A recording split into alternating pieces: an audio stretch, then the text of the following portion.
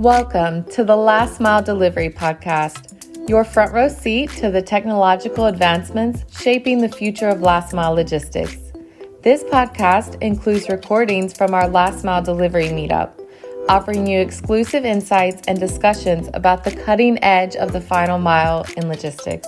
If you are interested in finding out more about upcoming events, technological updates, and industry news, subscribe to the Bettermile newsletter. The link is in our bio.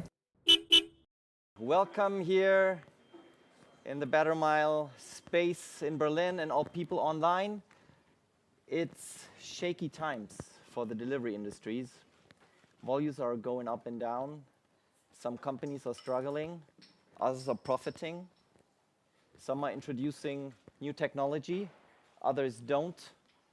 It's actually pretty shaky, and it's more than ever important to talk about it and to share insights at these occasions and at this event today, and to learn on how to build a delivery service as a tech product.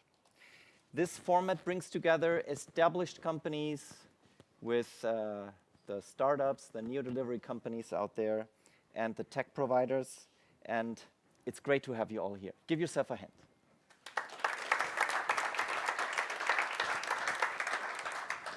So in the last event, in February, we talked about the topic of geospatial. Pretty interesting. Maybe you remember. We had Octavio explaining to us the complexity of address normalization and geocoding. Then we heard about how actually delivery companies apply to the real world. We had a guest, David Niñoles from GLS Spain, which was pretty exciting, how they use it for building geofences, to strengthen their quality and prevent fraud. And we also got, with True Metrics, a glimpse of the future of precise locations. How can we overcome the restrictions of GPS and rather dive into maybe even indoor navigation in the future and help for drivers in terms of productivity, but also in terms of user experience for the consignee. So that was really cool. Today, we could connect to the success of the last event. We are more than 600 participants, roughly over 100 people here on site in Berlin, and for the networking sessions afterwards from 400 organizations. That's pretty great, and thanks to the team especially, who is more and more establishing this to one of the industry events here, to share insights and to file on partnerships and cooperations to bring this topic forward. So thanks everyone for joining today. I just brought you an overview who is joining us and marked the little new ones. And pretty exciting to have Efri from formerly Hermes from UK on board today. And we have our first participant from North Africa / Middle East, with the Egyptian Post, so pretty cool. They also deliver parcels. Excited to have you guys here on board. If we take a look on the, let's call them rising stars in startup sphere, we have Park new on board. You probably know Park from active in 4 or 5 countries already, and with their delivery service. And also Shopopop, who's positioning themselves as a crowd delivery service, also active in 5 countries. So in Europe, so pretty excited to have you guys here. And we have some more people from the technology landscape as participants.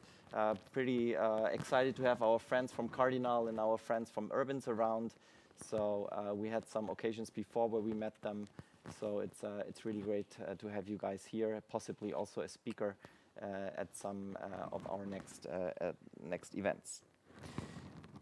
So I'm especially proud to welcome more and more retailers and brands. So we see that they're not just packing the parcel and then it's none of their business anymore. They already understood that they want to extend their holistic user experience from their online shop or from their customer service onto the doorstep of the consignee. And yeah, there we have a real boost here today, welcoming Hilti, Vida XL, Wiesmann, Hornbach, Home24, Henry Schein, Bechtle, and also the BVB. I'm not saying more about the BVB in terms of next Saturday, because this would be bad luck, okay? So, no, I'm not saying anything. Good, all right. So, yeah, it's all about establishing a community in this industry, bring together established player with neo companies, learn from each other, and develop ideas. And again, I want to tell you, like from the deep from my heart, we need these partnerships. Everyone needs these partnerships. If we don't want to be the parcel pushers that use the data of Google and Amazon in the end, we have to stand together and partner. This is very important. If anyone in this room or outside on the screens thinks that we are competitors, we are not. The real competition is somewhere else. And we have to face this, and we have to strengthen our partnerships and start to share now. We're glad to host you as Bettermile for the third time now. Just for those who haven't been introduced to Bettermile, we're a company of roughly 80 people located here in Berlin. And we're active in 13 countries, and we're providing a software product suite, a software as a service for delivery companies, for parcel delivery companies, especially taking care of address normalization and address intelligence and geocoding, driver navigation and dynamic sequencing for complex routes all through the day, and from the consignee side, leveraging this information and providing an exceptional real-time tracking experience. Instead of providing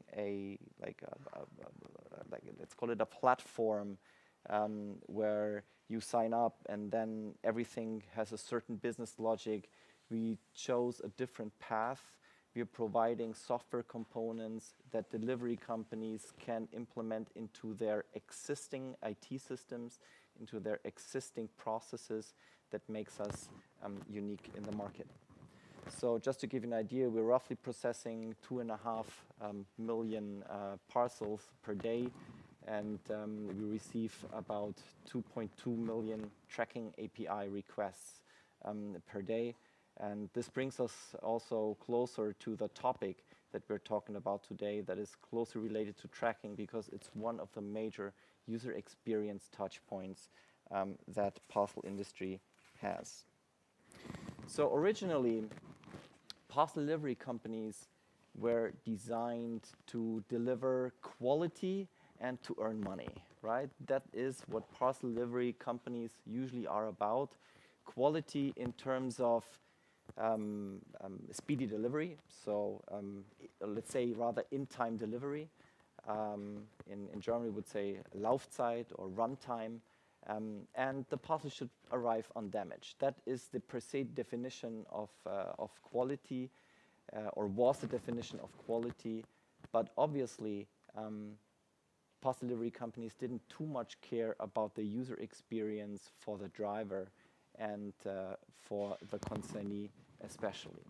And we can easily see this with the workarounds that these user groups built themselves with parcel delivery, right? Writing in address field something like behind the house by large white chicken coop, you will find us, right? This is a hidden communication. They found a way how the shipper can communicate with the delivery driver in, let's say, non-digital means, right? Pretty smart, but not the most efficient way. I mean, even Octavio's system would struggle with geocode this, right? Or use this one. Dear delivery driver, please leave parcel with neighbor behind back gate. If not, it's for my graduation tomorrow. It's very cute, isn't it? And it's actually how it used to be for a long time. I mean, now we're more and more getting used to rerouting parcels on the fly, even until a minute before the delivery, have flexibility options, reroute it to parcel, to leave a drop-off permission, or to a parcel shop. But that has been around only for a couple of years now. So this is very much into change, and but users already before found ways to work around it. Or I guess you know this one, right? So the smart consignees found their own parcel lockers in the trash can, right? And then we learned from it and started to build parcel lockers, right? Isn't that cool? And sometimes, you know, the workaround is just to, let's call it the air cargo to the balcony, you know? So that's sweet. But of course, it's not very efficient, and someone has to struggle from it. Parcel delivery was designed as a box fight. Let's not forget it. The shipper was boxing down to the delivery company and melting them down on their KPIs and their price. The delivery company was boxing down to the delivery partner or subcontractor. Those were boxing down to the delivery driver, who probably suffered the most, next to the consignee, who in the end had to deal with whatever he got and was possible. That is how, for a long time, parcel delivery has been. And we're already on a path to change this. We saw tremendous change in the last years. And especially tonight, I want to invite you to see parcel delivery or last mile delivery differently, and see it as a dance piece. A dance piece has the same energy as a box fight. It's just orchestrated, right? And it's nice to look at. They turn around each other, they share information, they know where the others are, and it's becoming nice and efficient, right? It has a certain dynamic, and we can orchestrate this dance with our digital products. So today's focus topic will be user experience. How can we redefine and extend the delivery experience for the future?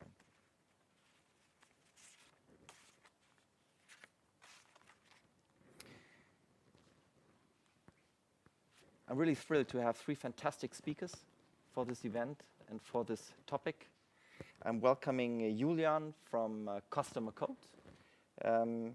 He has been involved in digital product research for more than 10 years now, and his current research focuses on one special topic. It's real-time tracking that is getting more and more attractive within consignees, but also within delivery drivers. We'll hear more about it soon. And he conducted a study with more than 1,300 survey participants, and also shipped 100 test parcels with his teams, with different delivery companies in Germany. So watching how they did it, we're really thrilled, Julian, to have you here and hear about this experience. Give Julian a hand, please.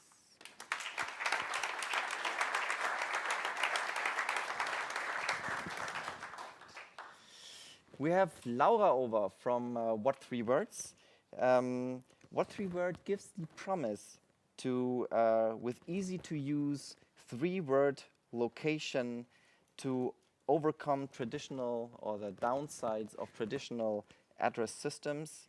And we will learn from Laura how parcel delivery can profit from it, and what are the effects, especially on the user experience for consignees, for delivery drivers, and how this can raise productivity and user experience. We're thrilled to have you here, Laura.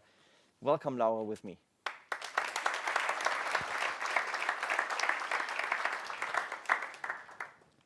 Thanks also for Tobias to come over.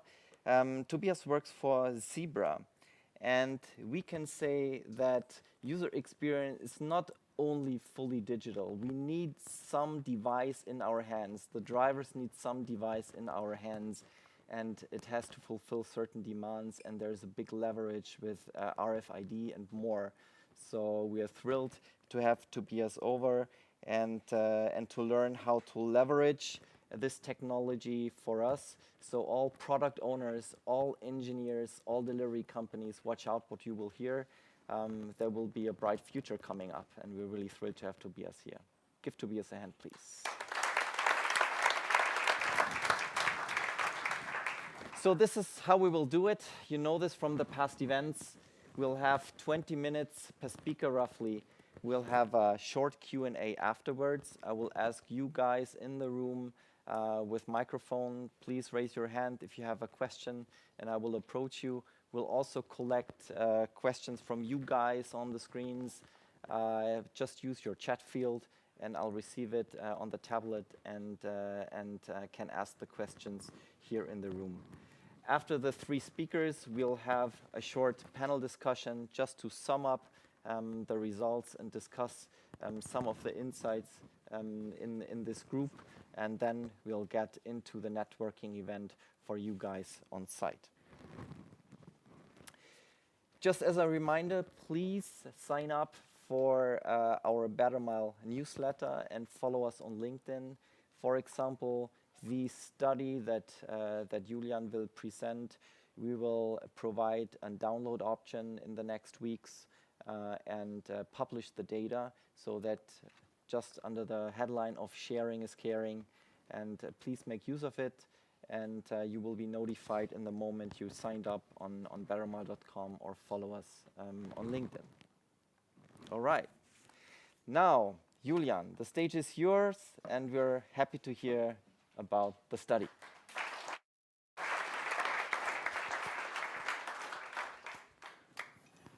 Thank you, Simon.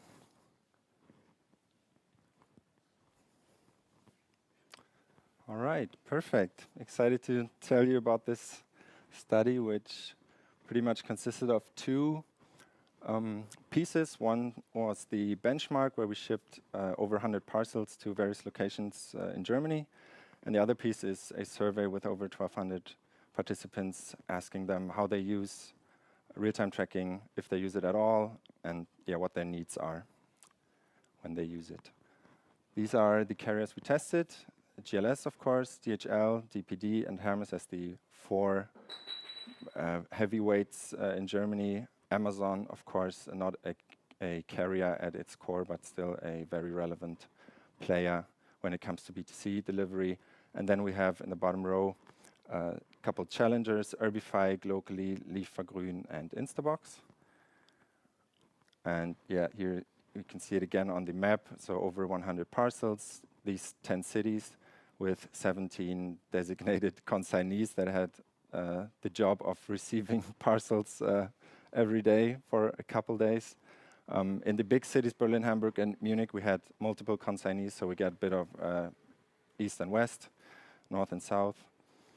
And so this slide looks a bit trippy, but it's just to show that the startups were not available in all of these cities. So for instance, Instabox and Liefergrün were only available in Berlin. Redefining, pretty well available, and then Locally was also a Munich exclusive. So why should we further elevate real-time tracking at all? There's a very strong argument that came from the survey. People use it, and they use it a lot. So 94% of consignees stated that they engage with real-time tracking features at least sometimes when the service is available, and over 60% almost always. And not only do they use it for a lot of their parcels, but also for each individual parcel they use it a lot, with over 60% reporting that they engage with the feature at least 3 times or more over the course of a delivery day. And they really use it, not just looking at it, but also making concrete changes in their daily schedule. So 77% of real-time tracking users align their schedule with the help of real-time tracking. We'll see later on what they do exactly. And then also it just becomes a standard. Everyone uses it, everyone got it, food delivery, we know it from various different other applications. So yeah, people just expect it, over 60% expect it to just be available with every parcel. And yeah, this number is only about to grow. So real-time tracking, as Simon mentioned, kind of has become a major turntable of last mile delivery, and a piece in this orchestration and the user experience around parcel deliveries. So users' needs. Don't want to make this too theoretical, but if you look at a delivery day, it usually starts with a first notification with an estimated time of arrival. This is usually the email that we all know that says, oh, your parcel is going to show up today at probably this time. Then we have the second phase where real-time tracking actually begins. This is usually about 4 hours, sometimes less, before the actual delivery happens, where we get information like time windows that are maybe shifting, maybe shrinking, that have adjustments. And then the next phase is delivery, where delivery is really imminent. That's the final hour or the last 30 minutes to delivery. And then last, we have the actual moment of delivery. Now, users behave in pretty much 3 phases across, or modes across the delivery day. So first we have this rough day planning phase where they, let me just, I think did not work, the clicker. Yeah, perfect. Maybe it's better to show the questions right away. So in phase 1, they usually answer questions like, do I even care to receive this parcel in person, or is any neighbor good enough to receive it instead? Or they might have thoughts like, I might leave the office a little earlier to receive this in person. So it's just a rough integration of the delivery in their daily schedule. When we come more towards phase number 2, there's more concrete questions like, can I go to the supermarket without missing this? Or thoughts like, this might interrupt my Zoom call at 3 p.m. When delivery is more imminent, the adjustments are smaller or more critical. Can I jump in the shower really quick? Or some thoughts of excitement and anticipation. I might already wear these new shoes tonight. Or that bottom one would be me. Better turn down the volume of my headphones so I hear the doorbell. Anyone who uses heavy noise cancellation can relate. Or I'll take out the trash and meet the driver halfway. Like I'll be downstairs when he shows up, and so I can really ensure personal handover if it's important. And there's also some level of satisfaction and pleasure in just seeing it work. Like this, the vehicle will be right there in this moment when I see it on my phone or on the website. So what do users love? It's the real planability that real-time tracking enables. It's increasingly predictable progress that they can track. So time windows might be moving a little, but not excessively, or the smaller time window is, of course, within, ideally would be within the time window before. And there's just a continuity to it, a peace of mind, and the sense of receiving really live information. So the feeling of this just works. And then what users hate is pretty much the opposite. Significant time jumps, a time window that just oscillates crazy, like it will be at noon in the evening, then noon again. That does not allow any planability for consignees. And then the feeling of things not moving.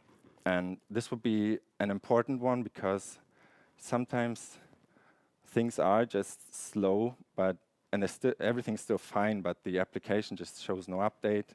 And I think, is this still going? Maybe you know that if you install updates on a computer and you see a progress bar, then it didn't move for a while, and you think like, did this crash? Is this still coming through?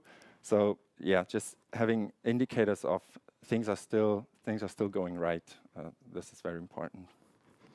And in this very last phase, their anticipation turns into excitement.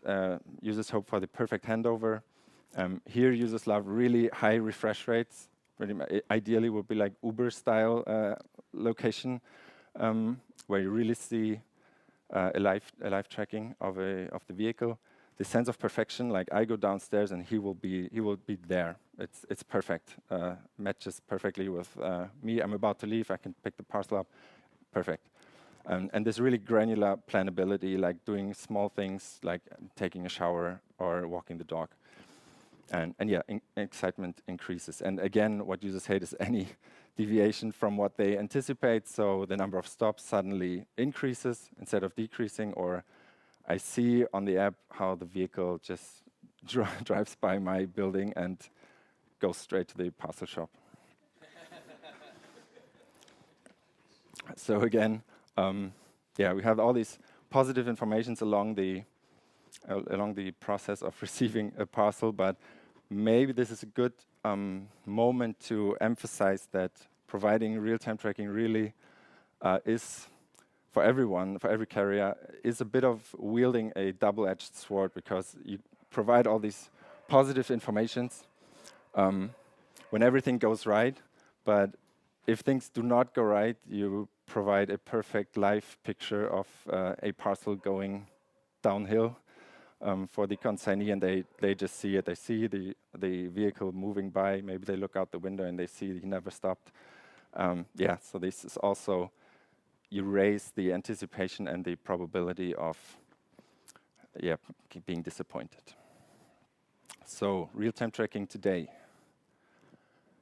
Looking at the companies we tested, first-time notification with estimated time of arrival. Then we looked at, do they have a shifting time window that's dynamic, moving forward or backwards? Do they have a time window that shrinks, becomes smaller? And then do they have any sort of call to action for engaging in real-time tracking? So is there an email that says, oh, real-time tracking is available, you can use it? Because that is actually a major thing that we noticed, that maybe it was available, but no one told the consignee that they can use it. Of course, for this study, we always checked, but yeah, we noticed that some failed to actually inform consignees about this. And then the reliability of the estimated time of arrival is the time window actually hit. And looking at the big ones, they all start with various time windows of various sizes. These vary according to many factors that probably all of you know more about than me, but these are the ranges that they provide. So for instance, for DPD, they always do 1 hour. And then dynamically shifting time windows, everyone except for Hermes has it. Hermes does not really provide any sort of real-time tracking. This is only based on historical data, I think. We never saw any sort of real-time tracking there. And then when it comes to shrinking, we see GLS with a very small time window in the last couple minutes, 15 to 30. And DPD shrinks down from 1 hour to 30 minutes. And everyone else of these four, just they shift it, but they don't make it smaller throughout the day. And Hermes fails to inform because, yeah, they don't really have anything to inform consignees about, to be honest. And then reliability of the estimated time of arrival is pretty good. Makes sense for those. We're going to see this down here. We see that everyone except Hermes and Urbify moves the time window. So if you can move it, you can move the goalpost. Of course, increased likelihood of hitting it at the end. So yeah, but when we look at the startups, we see also shifting time windows, except for Urbify. Urbify, a bit of an outlier, have a different procedure of delivering. They do a 4-hour window in the morning, and then they shrink it down to 1 hour, and then they hit it pretty consistently. But there's, yeah, they don't move it, which could also be a good thing. If you can provide very early a 1 hour window and don't move it, that's not a bad thing. Right. And then we have Instabox shrinking it down to 30 minutes, which is pretty much competitive with what GLS does. But looking at vehicle location, and so one is there a vehicle location at all available? And then the second column would be, in how many cases is real-time tracking available? So how many of the parcels we shipped had real-time tracking available for the specific carrier? And then also reliability and experience. Everyone who had used real-time tracking before, we all know that it sometimes just stops working or it's just turned off at some point. It's not all the way consistent at all times. So looking at the incumbent big players again, not much to say about Hermes. There's no real-time tracking features there. GLS and DHL having 30 to 40% of the parcels we shipped had real-time tracking features available, and then DPD and Amazon with very high coverage.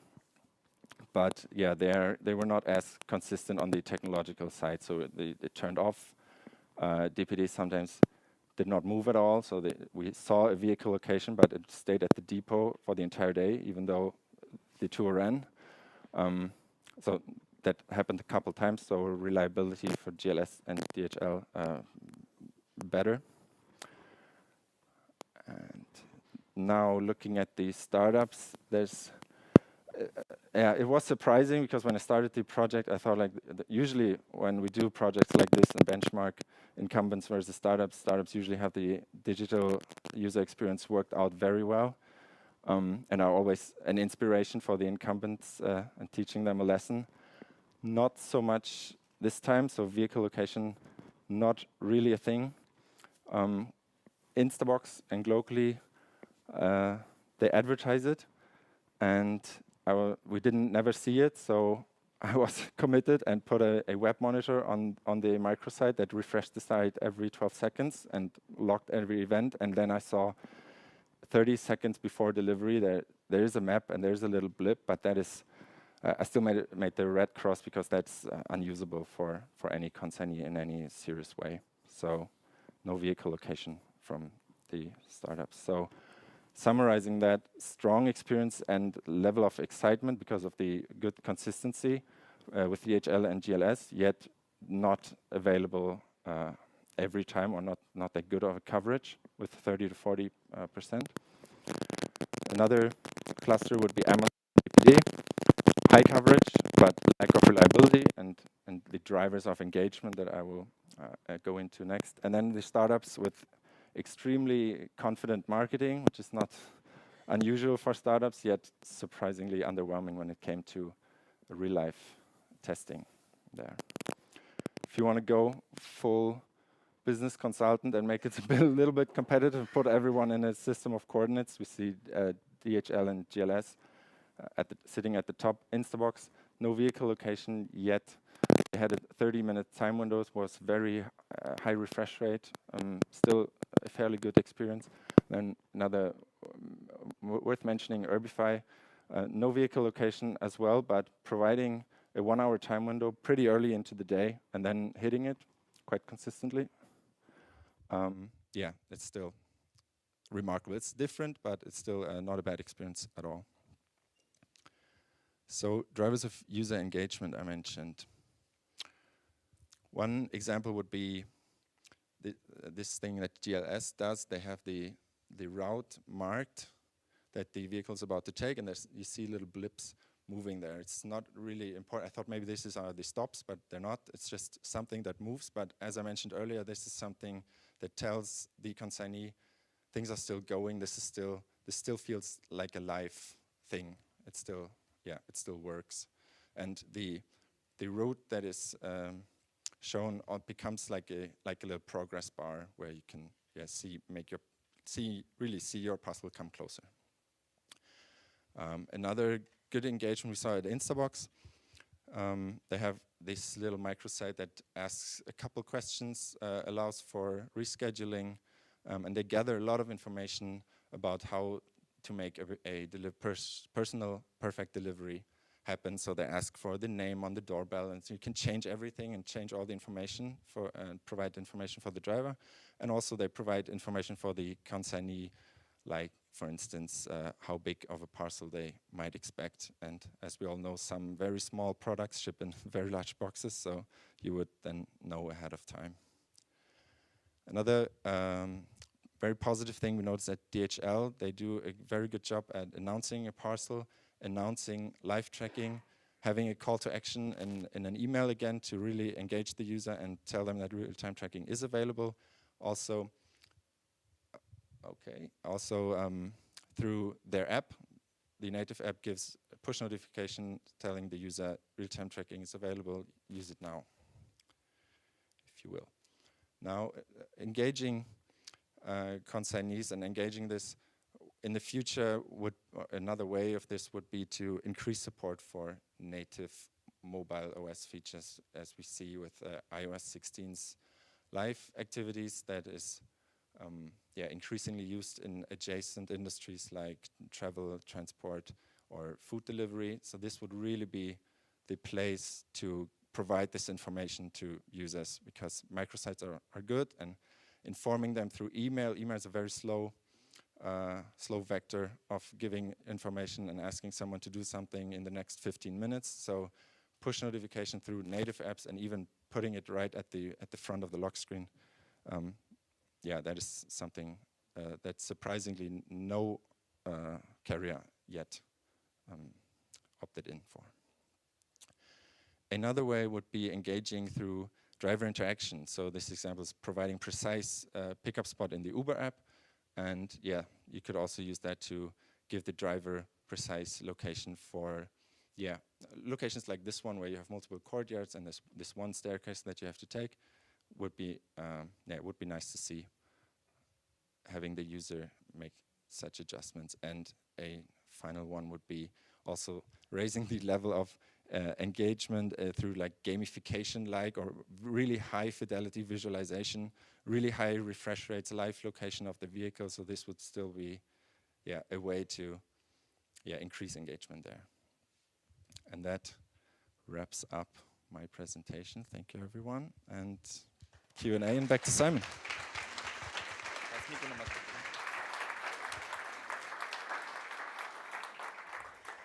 Thanks, Julian. That was pretty exciting, and I think real-time tracking is a thing. It's not just the numbers. We feel this at Bettermile every day, and we also see that improving. It's not only one thing that you improve and then it's a match. It's like these combination of nitty-gritty things that symbolizes progress, gives accurate information, etc. So it's just having this visual on a map. It's not a singular point, it's rather the combination of those things. But before I come to the questions here in the room,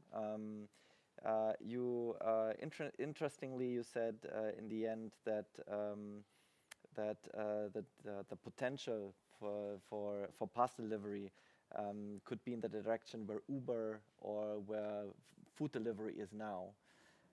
However, Uber is usually picking up one person, and a Volt guide is delivering maybe 3 pizza or to 3 stops. So the complexity is a little lower than when you have 150 packs on a van and have to deliver it all through the day. Of course, I'm in the comfortable position to just give the the consignee a voice where everything's possible. But the tough question is, do consignees of parcels, receivers of parcels, understand that they have to have a higher tolerance compared to Uber and to Volt? I mean, because if we just have to fulfill this is quite a thing, you know. It's barely possible. What would you say from your? I would say that consignees have difficulties in making these, in differentiating between these in their world.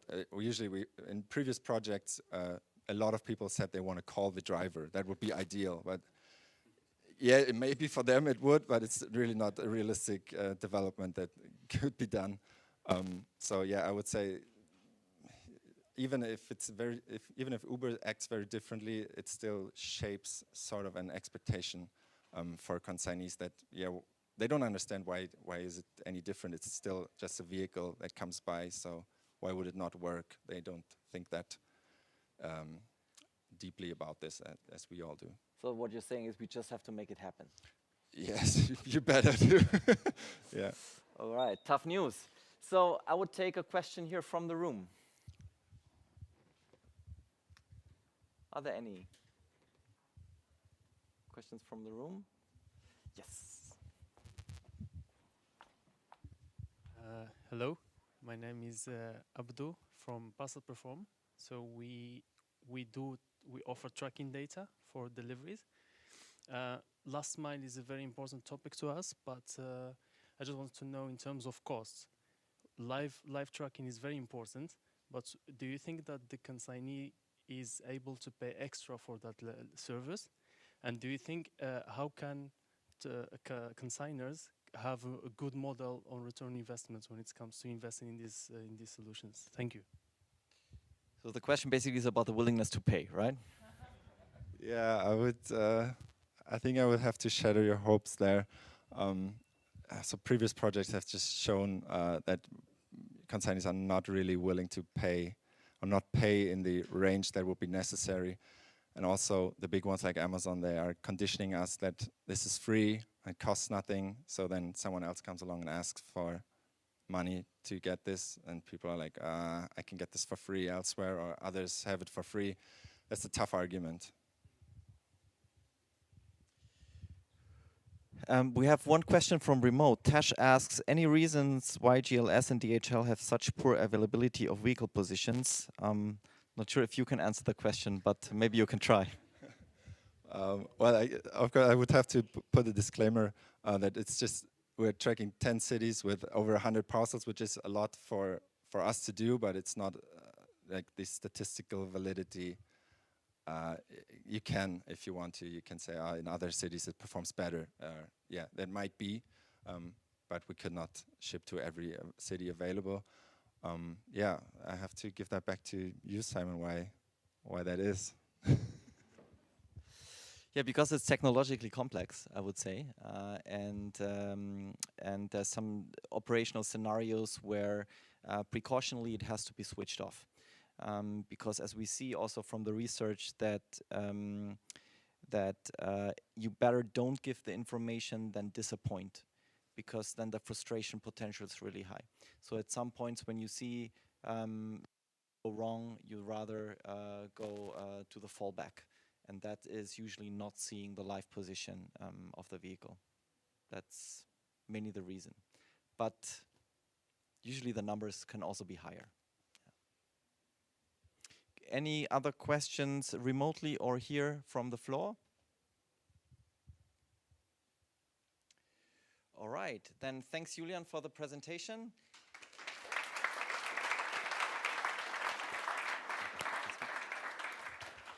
And Laura, we'll have you up next.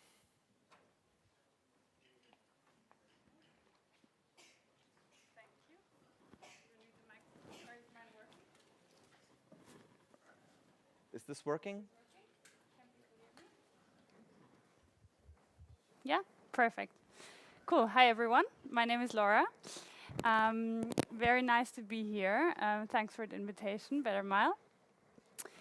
I'm also going to pick up on this topic of locations, kind of related to the tracking, but really looking at it from more of a perspective of where does the parcel need to go to exactly, and which systems do we have in place currently, like street addresses, and why do they sometimes fail us or the drivers, and of course, how does that impact the user experience from a consignee perspective, but also quite importantly from a driver's perspective.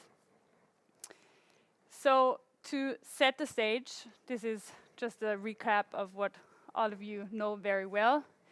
What is the landscape? What are the expectations from a consumer side? We all know they are highly demanding. We are all very highly demanding, I guess, when we are the consignees and we wait for a parcel. I think we probably all remember the time when, I don't know, we had a birthday party coming up in 5 days and we hadn't had ordered anything. That was basically meaning go to a shop because nothing will arrive on time.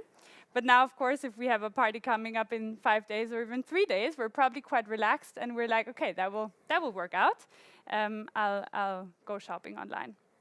Then, of course, yeah, so ASAP delivery, next day, same day with groceries and the like, even in 10 minutes. Then we spoke about time slot transparency. We want to know when exactly will it be there. And of course, then we also expect it to be there and to be on time. There are many more customer demands, basically, that I could have listed here, but really what I want to show is that all of them, no matter what customer demand, they will all directly or indirectly impact the driver experience, actually. So I think it's really important to look into that as well. So what does a driver's day look like? We spoke about the tight delivery schedule, so they have a rough schedule, timelines, and time slots they need to hit. Of course, when they don't do that, customers will be frustrated. That will mean them having to deal with those frustrated customers, and them, of course, also stressing out about actually delivering and catching up, making up the time. So there's really huge pressure to maximize those efficiencies on the last mile and really saving every minute, every second, basically.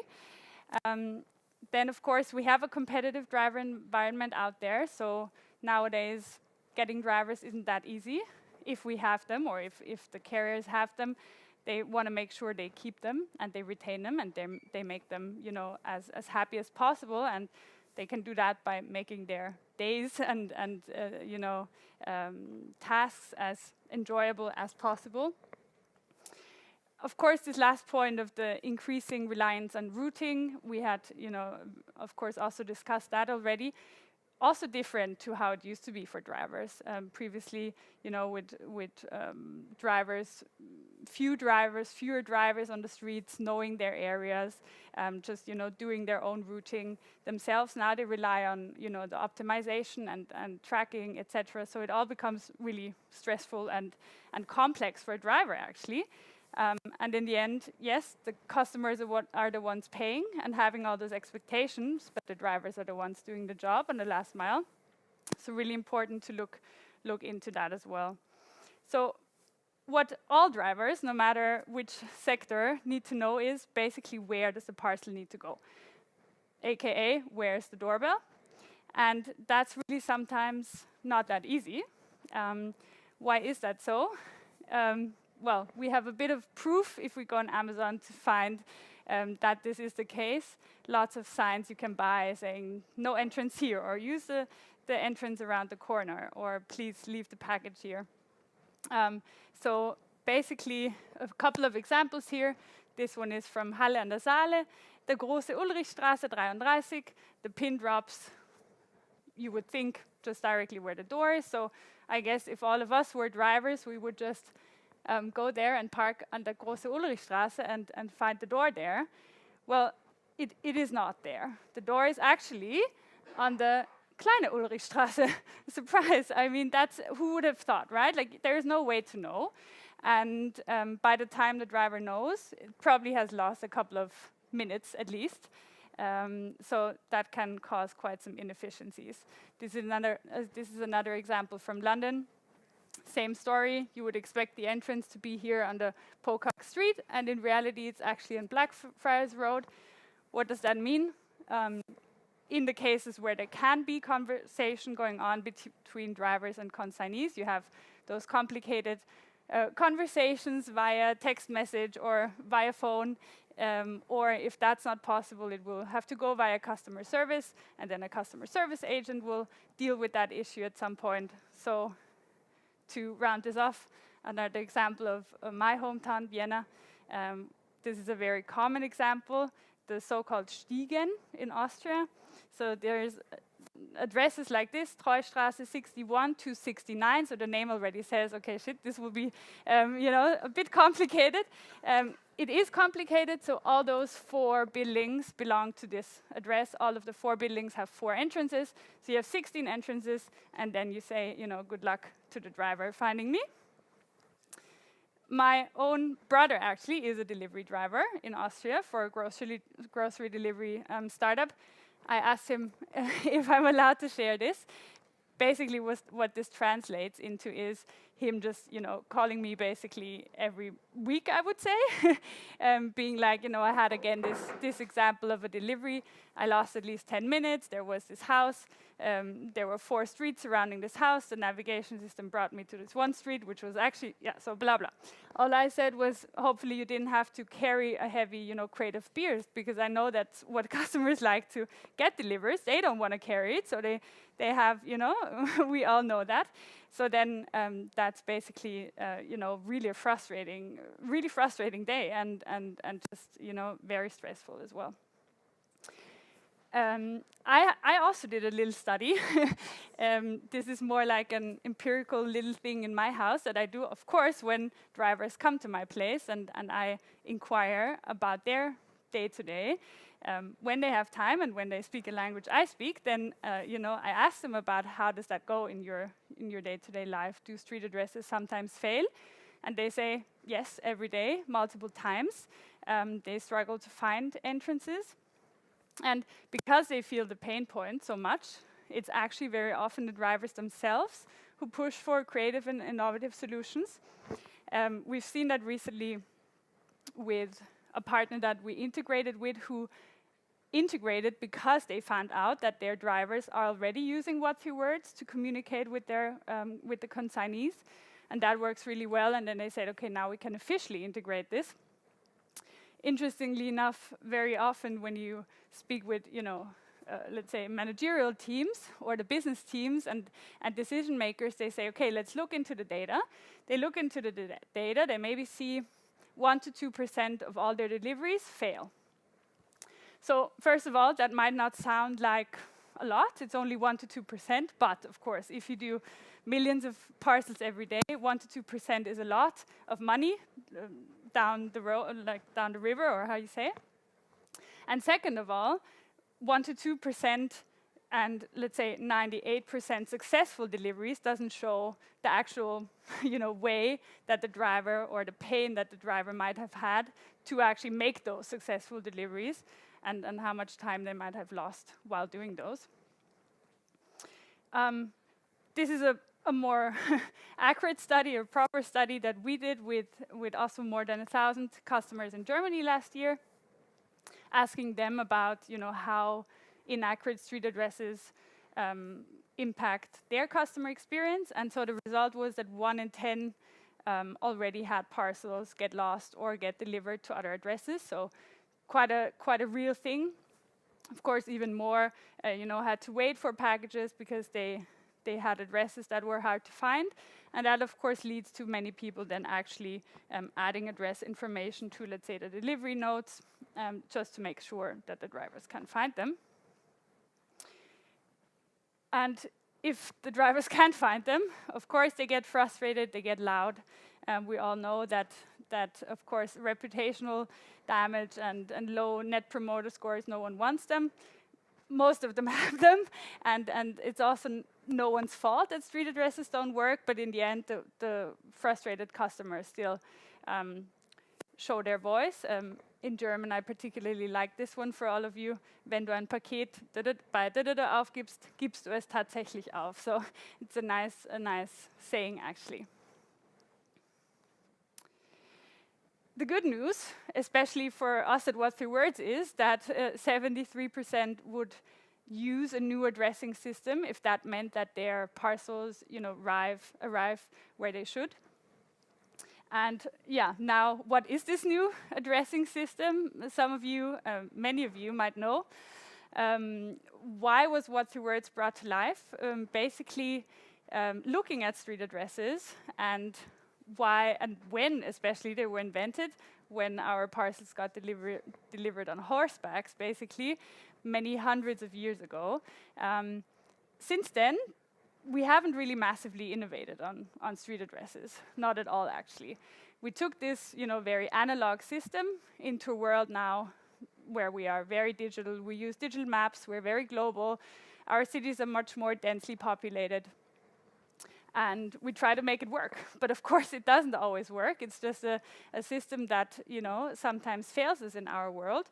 And that's why we came up with a system that, is more universal, works the same in the whole world, is much more accurate, and is made for us as human beings who also, speak to each other. We speak to devices, to phones, to navigation systems, etc.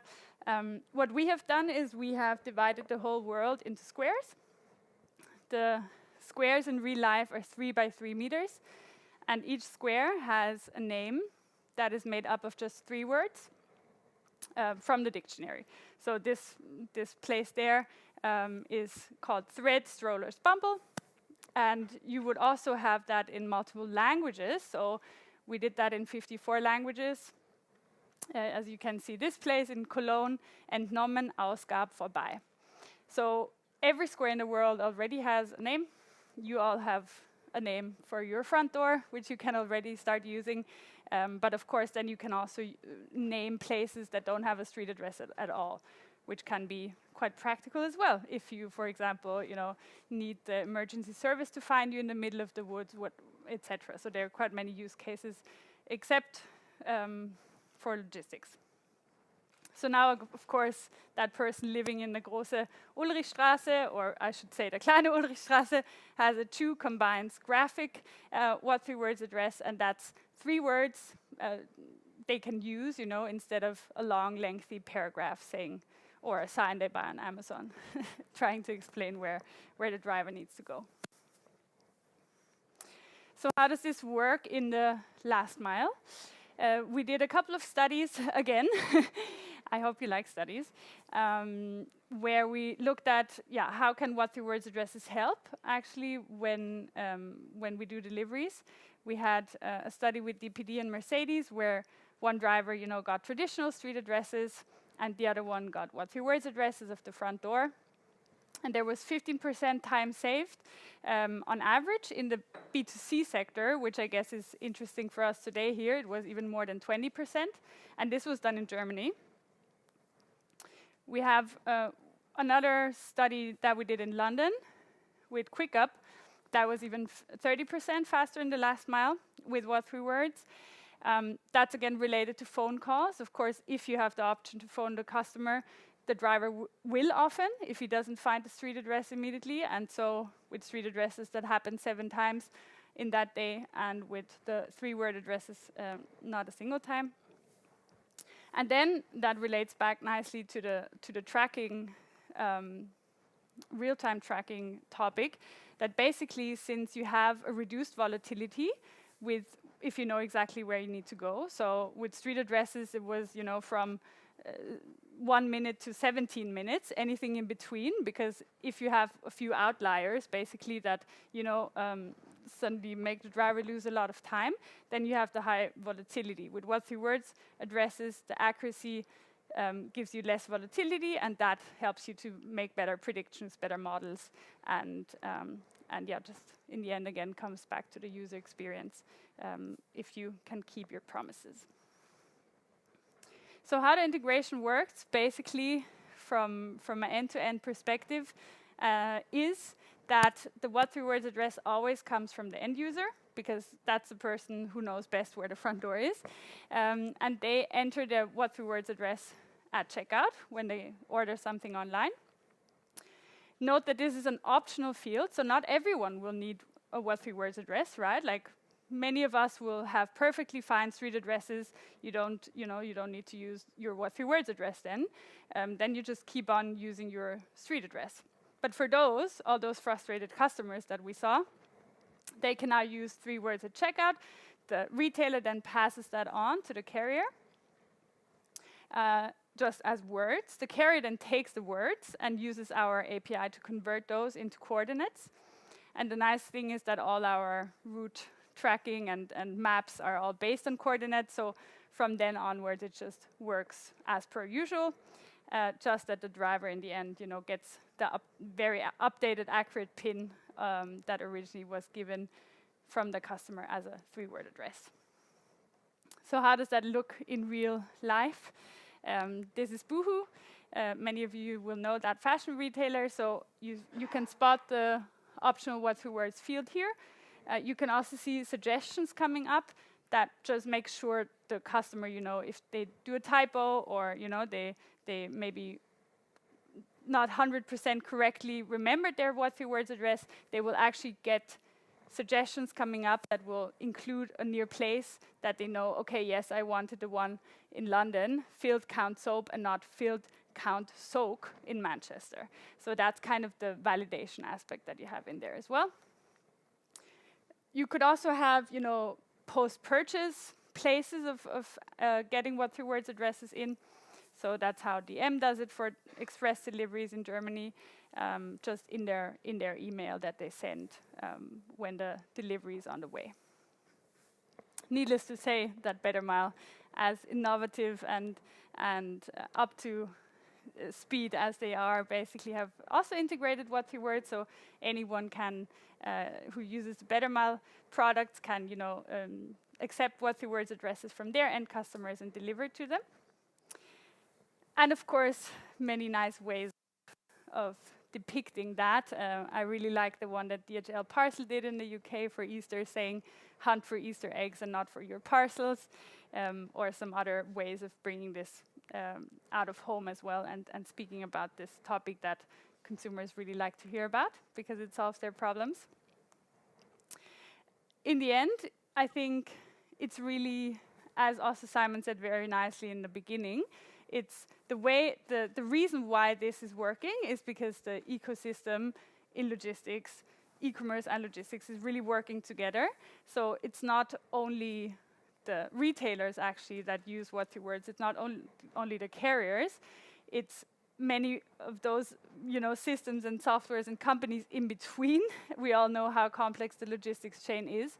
And so it's an online shop or an online shop provider like Shopify or WooCommerce or Shopware, as well as order management systems, carrier management systems like MetaPack. All of them kind of innovate together, and that's why it works, and it's the only way it works. It takes a lot. We wouldn't be able to do this alone. So what does it take? It does take, as we say, listening to customers, but of course the drivers, as hopefully is now very top of mind. It does also take boldness and really, just at some point maybe even just taking a bet and believing in that something will work. Really reminds me of Mercedes, actually, that launched what three words in their navigation system. That was in 2017. Some of you might have heard about us for the first time around that time. And many of you might have also been, a bit skeptical, being like, who the hell would, communicate, I'm at Apple Banana Spoon? Like, who would do that? And Mercedes probably thought the same question, but they kind of saw that there is a value in it and that it would elevate the customer experience. They took a bit of a risk, but now, it's working. We're live in, I think, 13 OEMs, so car companies now, and signed over 20.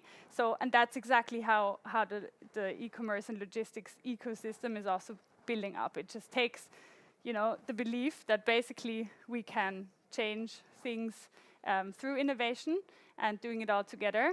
And sometimes it just takes a bit of an unusual idea to do this. So yeah, thank you so much for listening, and happy to take your questions.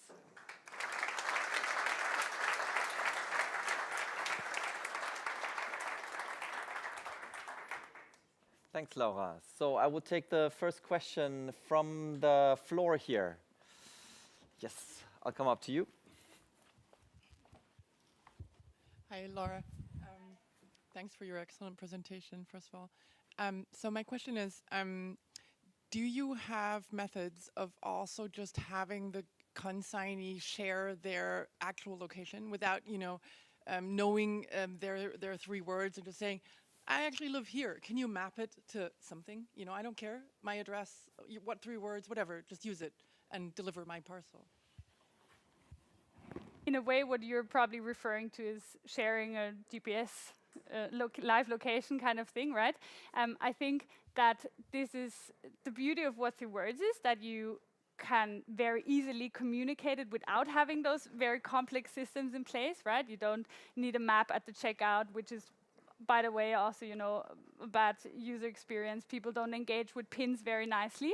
So it's really the easiest way, and that's how we were thinking about this. What is the easiest way of doing it is to actually, words. That's how we work as human beings, right? Or how we communicate. So in a way, I guess technically this would be possible. It's just not what we do or what we provide. we really provide the way of communicating a location. And that could, of course, be the live location. If you sit in a park and, in that case, you will just need to check your what 3 words address with an easy, location or locating yourself, and then you have the 3-word address, and you can pass that on again. If that hopefully clarifies your question. Just a reminder for the online participants, please fill in your questions in the chat field. Any questions from the room?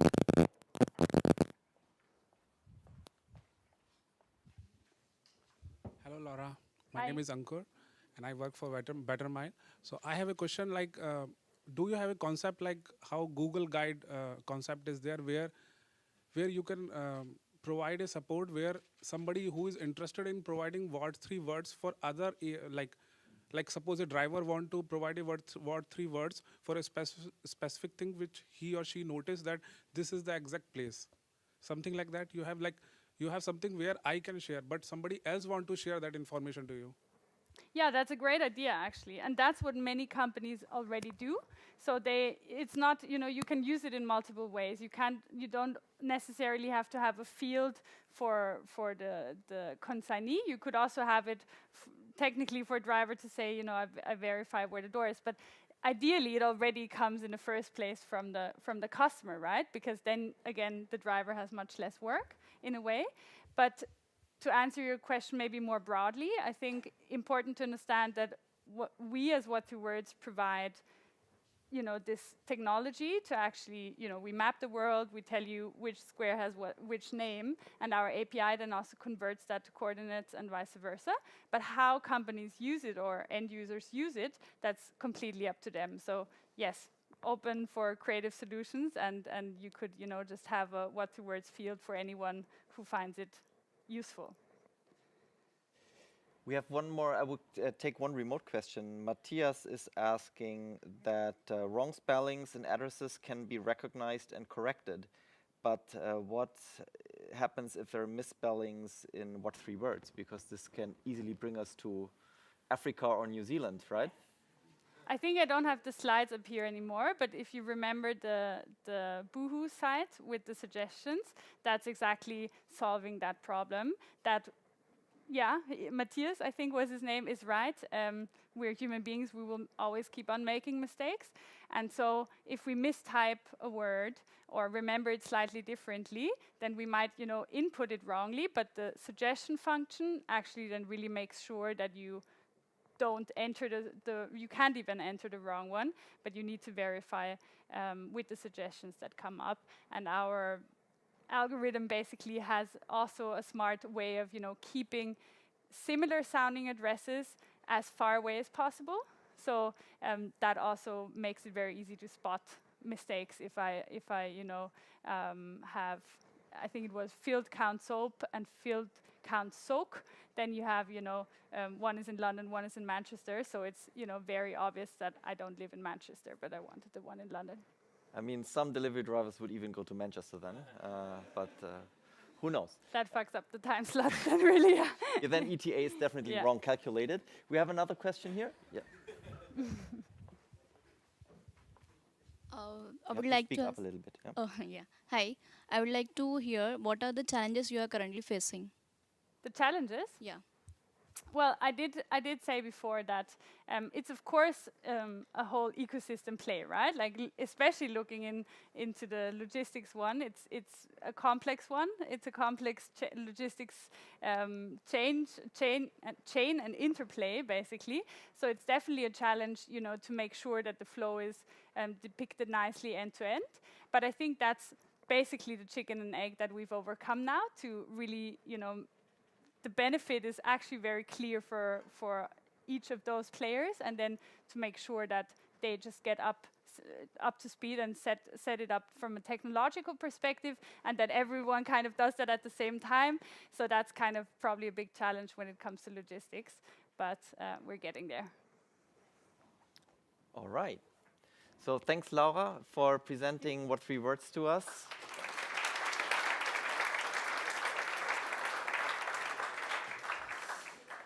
That would definitely make the life of the drivers and also us easier if these addresses would be more used. Tobias, now coming from 3 words to the palm of our hands. Really excited to what you will present us and how this counts on user experience and pays on to user experience. Yep. Thank you.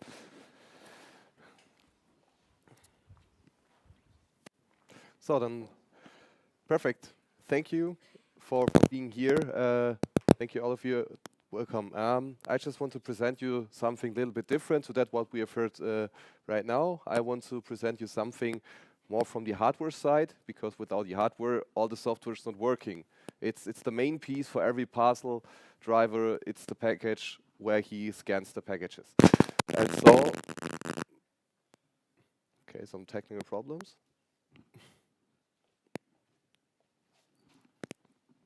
Yeah. Okay. Now it's getting better. And yeah, we are Zebra. I just want to tell you something about who is Zebra, who is Zebra known, and also then some of the solutions what we will offer that everyone can be a winner out of it, the company, the parcel shop, the parcel driver, and also the consignee. So just about some figures about Zebra, just to let you know that who we are. We're a company based in the US with about around 10,000 employees worldwide, headquarters in the US. And yeah, we're putting a lot of efforts in our technology to deliver always the newest solutions and the hardware to our customers. So we're putting about 10% of our sales into R&D. And so we are also looking at some facts what I now want to present to you. So I just prepared 2 topics, and at the end I will make a little conclusion how both topics can work together and bring a benefit to all of us. In general, before I just start, we as a company, we're just looking about the complete process. We're just starting at the sorting process at the front. How is the truck loaded? How is the driver getting to the address? And then also how is the returning process? Where can we improve as a hardware vendor our customers to improve the complete process? So one of these topics is called Zebra dimensioning. And it's just about calculation of the right parcel dimension, because it's always a failure if someone is getting up a package with a size S, but in reality it's size L. So if you want to calculate, and then maybe you don't have enough space where you can put all the parcels in.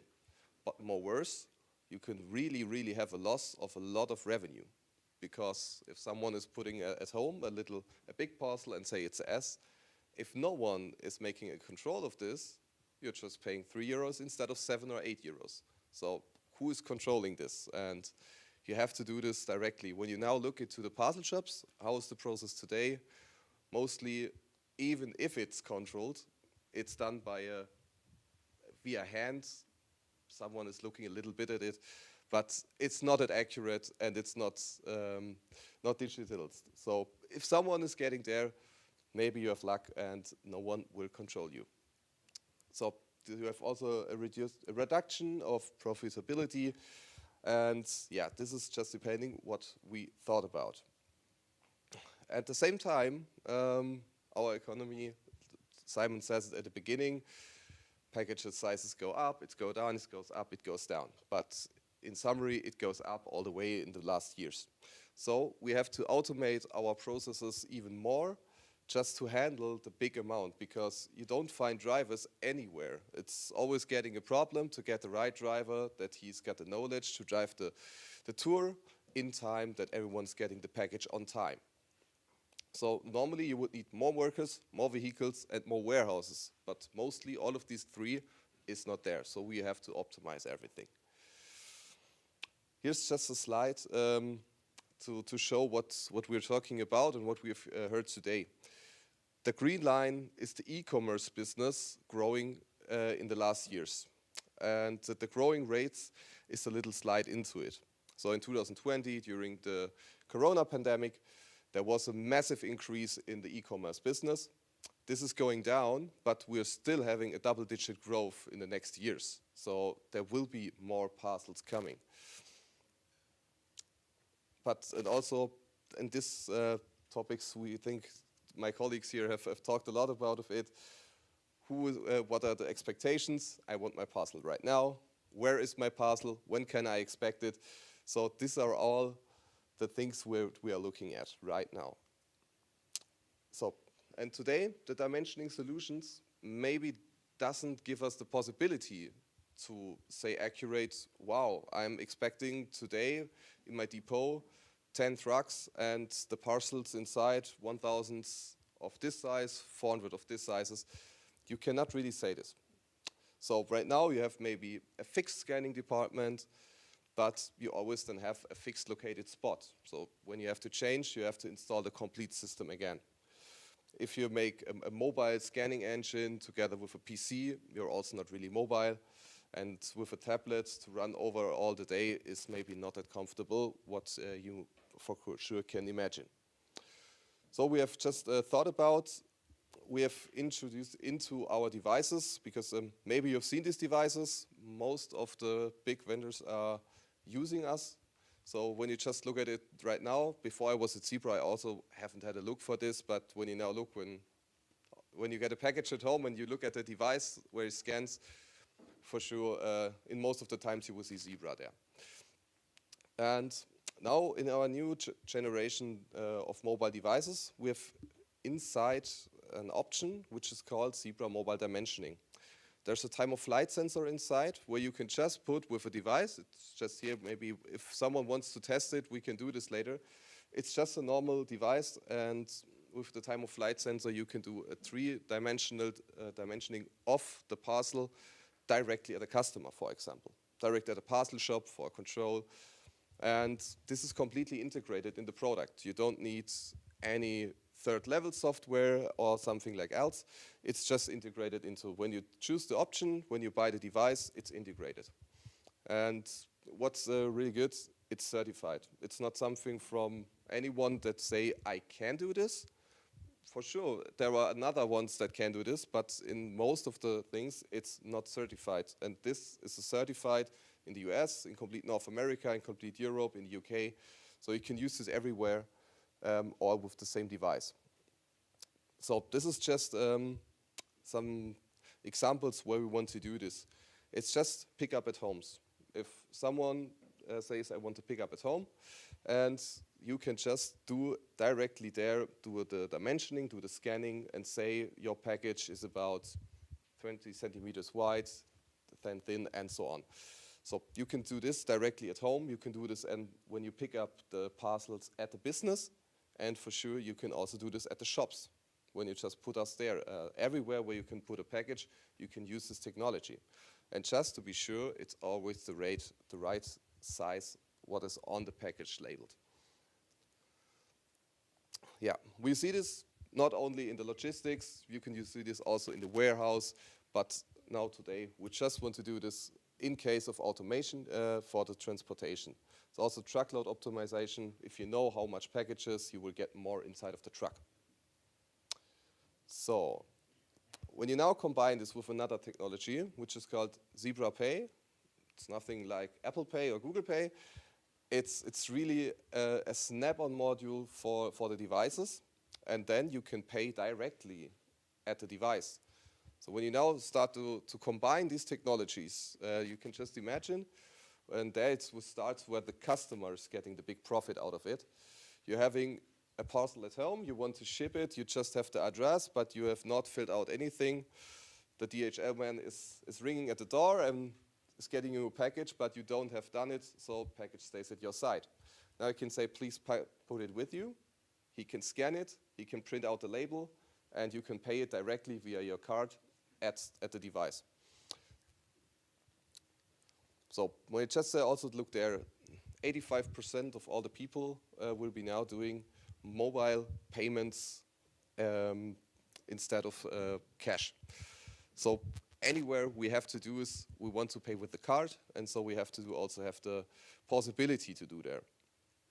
When you just think about in the parcel shop, also a lot of parcel shops have our devices already in hand, and they have a payment terminal inside, so both of the costs. When you now combine everything in one device, then there should be not a problem. You also save costs in one time.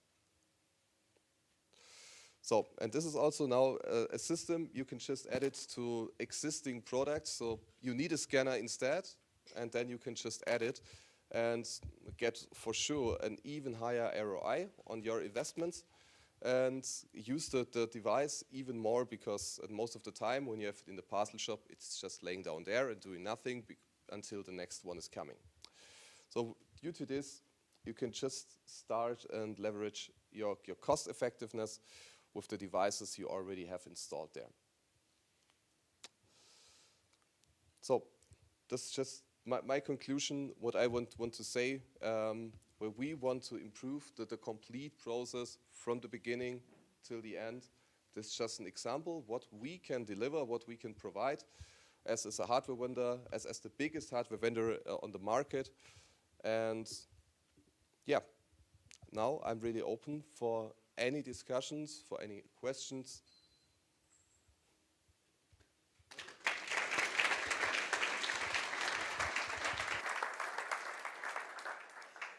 I'll take the first question from the room, while then please online participants fill in the chat field. Who has a question for Tobias? Mm-hmm.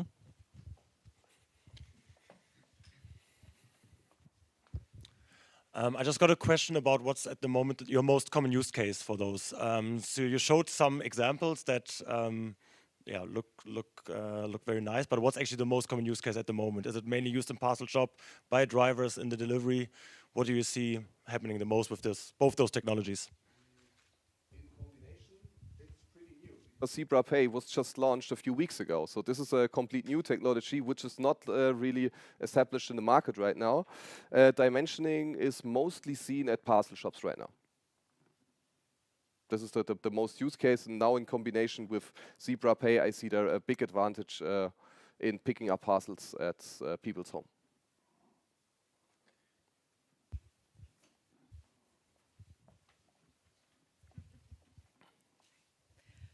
Hi, I have a question. What kind of applications are you thinking about integrating with? I think you mentioned like WMS and maybe potentially digital freight forwarders. You mentioned utilization.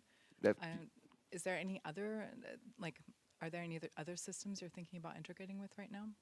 Generally, you can combine this with nearly every system, because we are running on a standard Android system. We're running on Android Enterprise. And so you just write your own APIs or something like that and bring it to the device. So yeah, you can work this with a warehouse management system as well, yeah. Any more questions from the room? I see online we don't have any questions right now. So thanks, Tobias, for this introduction into the Zebra technology.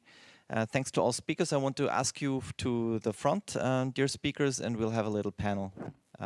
Just give us 10 seconds to prepare.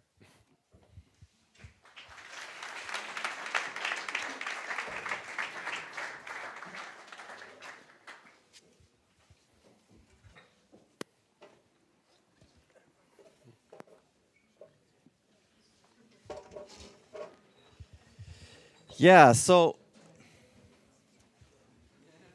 we started from the topic of user experience, and what we actually heard today was this topic from very different angles, right? We heard it from a very consignee-oriented perspective. Laura swapped over to a more driver-oriented basis, and then Tobias also more on the driver, but even on the shipper side, and on the parcel delivery company side, which is a completely different angle, like what happens in a parcel shop, right? Doesn't really impact the consignee in the first place. So what would you guys say? Where is the biggest leverage in this whole value chain that we saw, and in terms of user experience? Where is the biggest leverage? Where do we, as technology providers or delivery companies, really have to push things forward? Maybe Julian, you have like a opinion from a researcher point of view.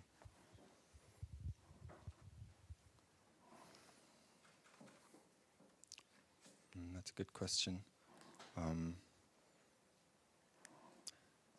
Yeah, I think there's a lot of value in the combination of carriers and the shippers and the e-commerce players, because there's some a point to be made that when people that order stuff online can choose a specific carrier at the checkout.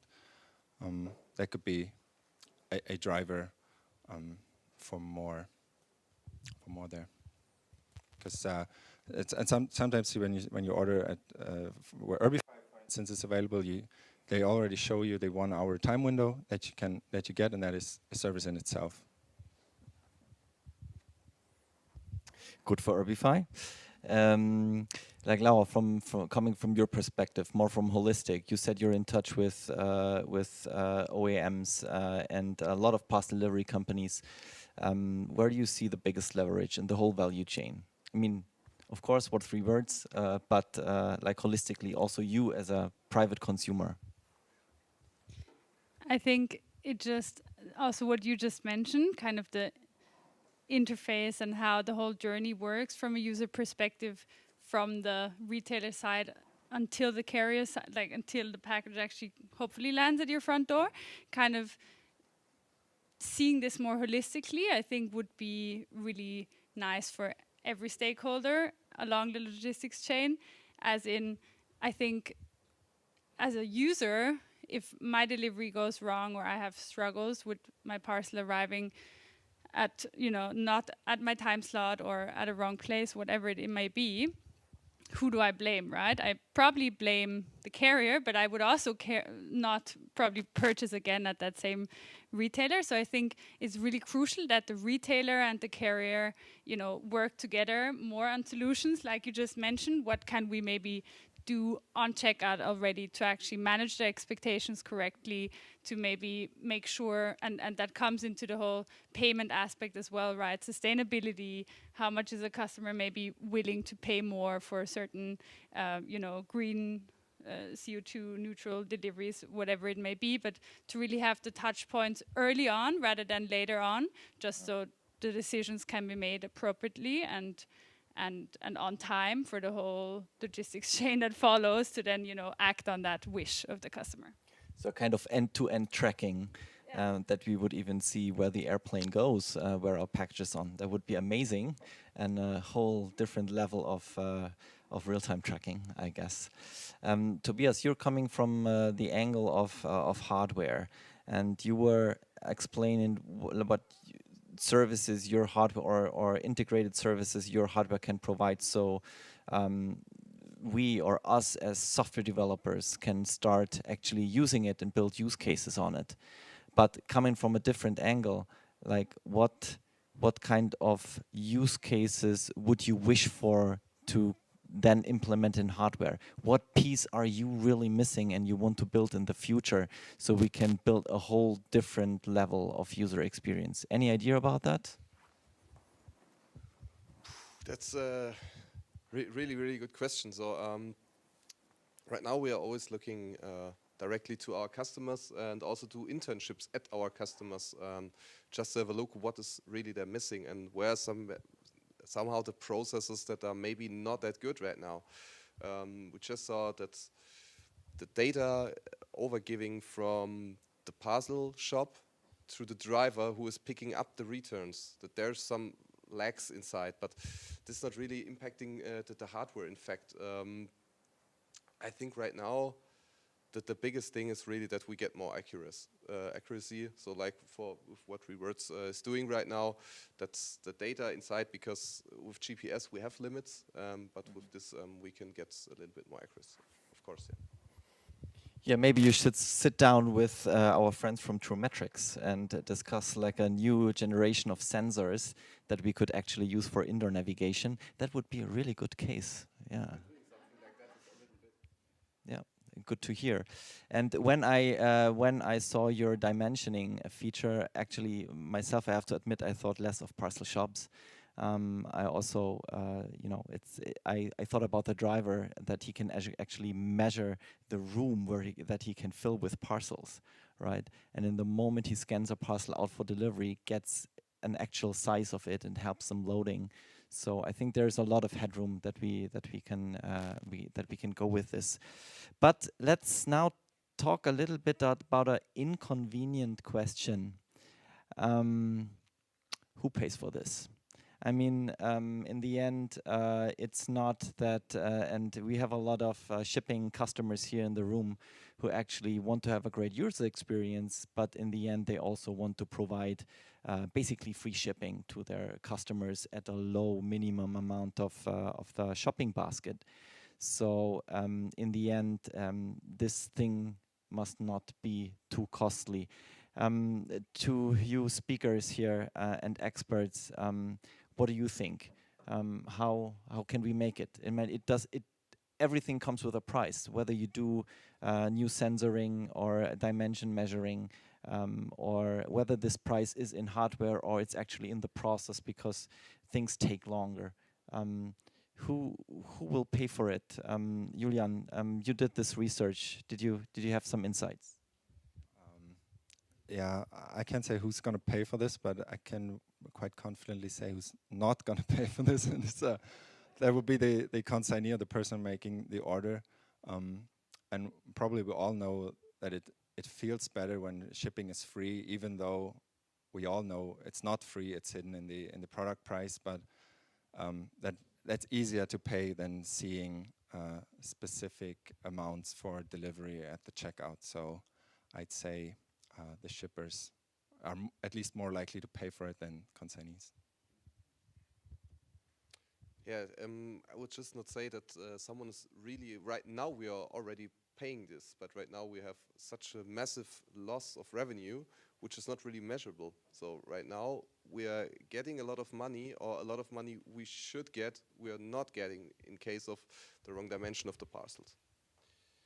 So what you're saying is the actual improvement of user experience also comes with improvement of productivity.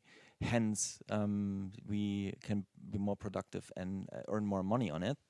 I mean, that's good, but it's pretty tough to measure afterwards if this really happens, and if it's major decisions you have to make, whether in software development or hardware purchase. That's a really tough decision to make. How do you guys think about premium? I mean, yes, mostly in Europe, at least, we expect delivery from e-commerce to be free of charge, or it's, as you said, Julian, hidden in the price. We now see that more and more delivery services in food and grocery do charge, actually. They also do charge based on different time frames that are provided, different if it's more rapid service or more a next day service. So how do you guys think about it? Can we also charge premium for user experience oriented features?